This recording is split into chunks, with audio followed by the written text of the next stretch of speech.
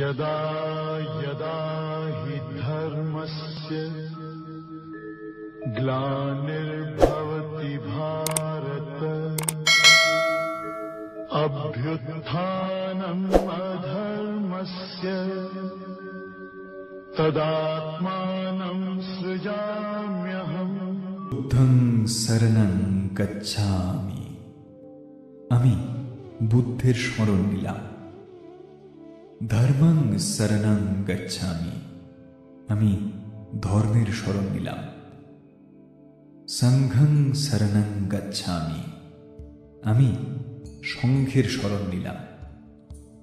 হিন্দু পুরাণ অনুযায়ী বিষ্ণুর 10 অবতারের মধ্যে বুদ্ধ হলেন বিষ্ণুর 9ম অবতার।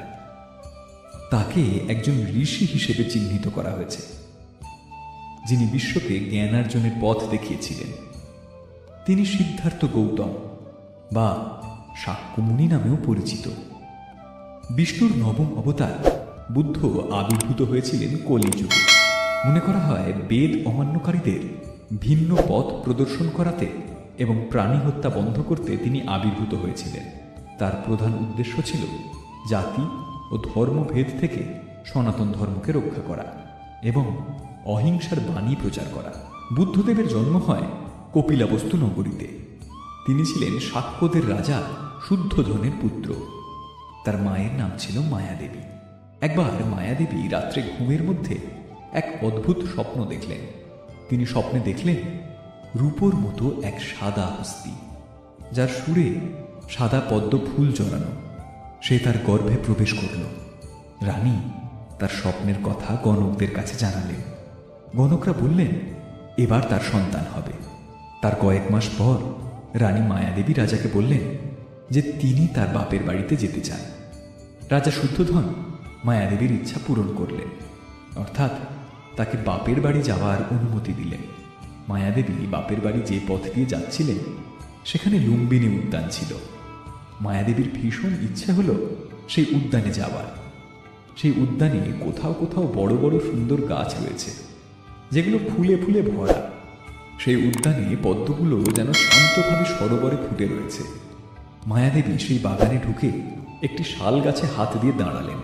ওইভাবে দাঁড়িয়ে থাকা অবস্থাতেই জন্ম হলো বুদ্ধদেবের। সেই সময় সারা আকাশ জুড়ে উঠেছে বৈশাখী পূর্ণিমার চাঁদ। কিন্তু 7 দিন পরেই ঘটল সেই দুঃখজনক ঘটনা। বুদ্ধের জন্মের 7 দিনের মধ্যে মৃত্যু হল তার মা মায়াদেবীর। শুদ্ধোধন তার স্ত্রীকে খুব ভালোবাসতেন, আর তাই মায়াদেবীর মৃত্যুতে তিনি শোক সাগরে রূপ দিলেন। কিন্তু ছোট্ট ছেলের দিকে তাকিয়ে তিনি সেই শোক আস্তে আস্তে কাটিয়ে উঠলেন। এরপর বুদ্ধের নামকরণ অনুষ্ঠিত হল। সেই নামকরণ উপলক্ষে 8 জন দৈবজ্ঞ রাজবাড়িতে উপস্থিত হয়েছিলেন। এদের মধ্যে 7 জন বললেন এই শিশুর দেহে দুর্লভ সমস্ত লক্ষণ দেখা যাচ্ছে। যদি এই শিশু গৃহে থাকে তাহলে সর্বশ্রেষ্ঠ রাজা হবে, আর যদি সন্ন্যাস নেয় তাহলে ত্রিলোকপাল বুদ্ধ হবে। দৈবজ্ঞদের মধ্যে একজন বয়সে সব থেকে ছোট ছিলেন। তিনি বললেন এ ছেলে কিছুতেই গৃহে থাকবে না।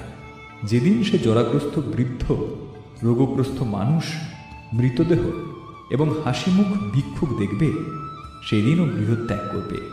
এরপর আস্তে আস্তে সিদ্ধার্থ বড় হলেন। রাজা শুদ্ধোধন তার জন্য একটি আলাদা প্রাসাদ নির্মাণ করলেন। সেখানে শুধুমাত্র নারীদের ঢোকার অধিকার রইল। রাজা শুদ্ধোধন তার মন্ত্রী ও সেনাপতিদের ডেকে বললেন সিদ্ধার্থকে সর্বক্ষণ নজরে রাখতে এবং সে যেন কোনো মতেই প্রাসাদের বাইরে বের না হয় সেদিকেও লক্ষ্য রাখা হয় যেন। এবং তিনি আরও বললেন যে সিদ্ধার্থকে এমনভাবে রাখতে হবে যাতে সে সর্বদাই বিলাসে ঘিরে থাকে। দুঃখ কষ্ট কি জিনিস সে যেন সেটা একদমই বুঝতে না পারে, সে যেন কোনো মৃত্যু না দেখে। এভাবেই দিনের পর দিন কেটে যাচ্ছিল।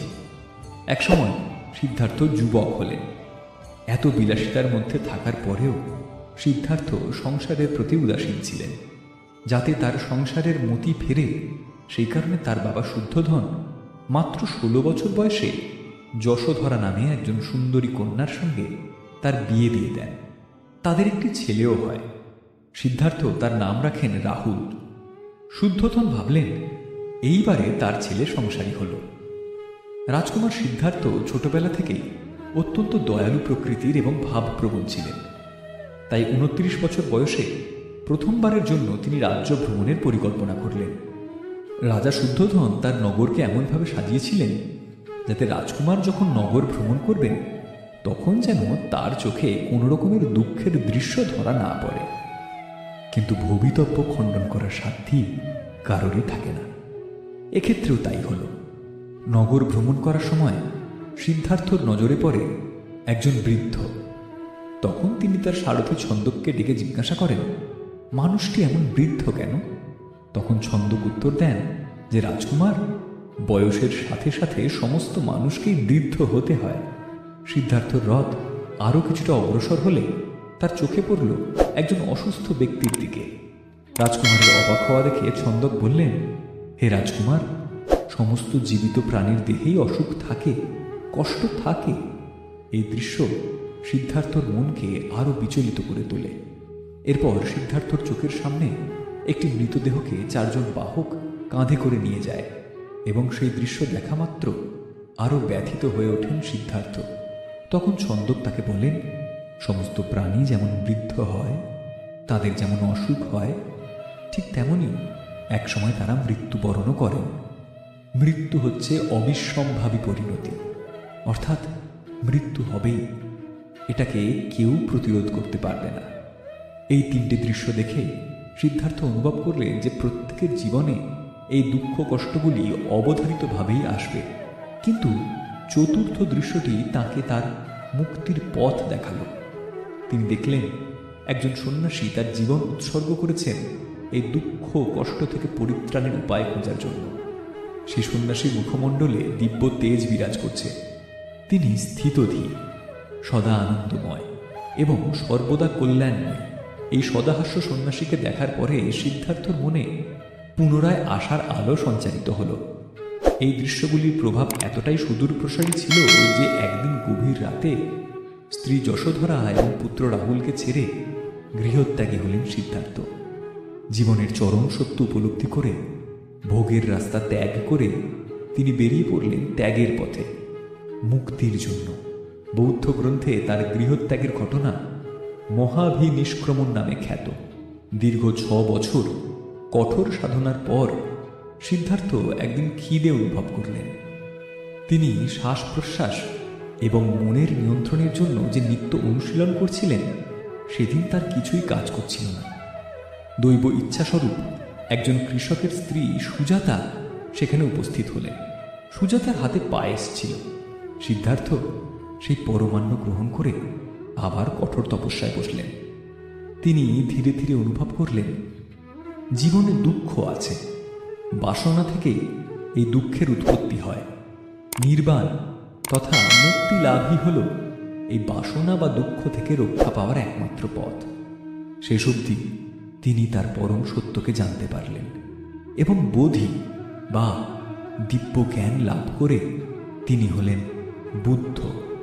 যে স্থানে তিনি বুদ্ধত্ব লাভ করলেন সেই স্থানটি বুদ্ধ গয়া নামে পরিচিতি পায় এবং যে বৃক্ষের নিচে তিনি বোধি জ্ঞান লাভ করেন সেই বৃক্ষ বোধি বৃক্ষ নামে পরিচিতি পায়। এরপর সারা জীবন ধরে তিনি নগরে, জনপথে, গ্রামে তার বাণী ছড়িয়ে দিতে লাগলেন। এই যুদ্ধবিধ্বস্ত ভারত তথা পৃথিবীতে এই প্রথমবার তিনি অহিংসার কথা বললেন। বুদ্ধ বললেন, হিংসা, যুদ্ধ বা ক্রোধ নয়, অহিংসা, করুণা, উদারতা এগুলো চাই। চাই সহনশীলতা, চাই সহানুভূতি।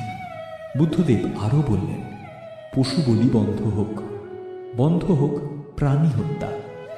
মানুষকে আসক্তিমুক্ত হয়ে নির্বাণ লাভের জন্য বুদ্ধ 8টি পথ বা অষ্টাঙ্গিক মার্গ অনুসরণ করতে বলেছিলেন।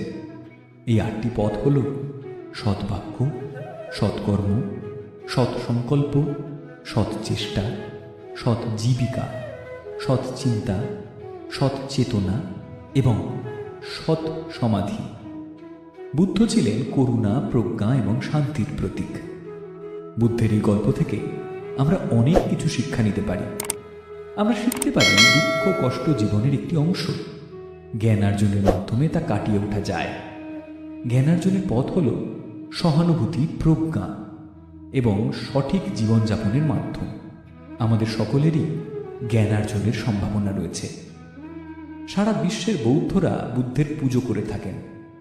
ভারতের বুদ্ধগয়ায় মহাবোধি মন্দির এবং থাইল্যান্ডের ব্যাংককে ওয়াট ফো মন্দির সহ তাকে উৎসর্গ করা অনেক মন্দির রয়েছে। শাস্ত্রমতে গৌতম বুদ্ধ বিষ্ণুর দশম অবতারের মধ্যে সার্থক এবং অন্যতম শ্রেষ্ঠ অবতার রূপে স্বীকৃত।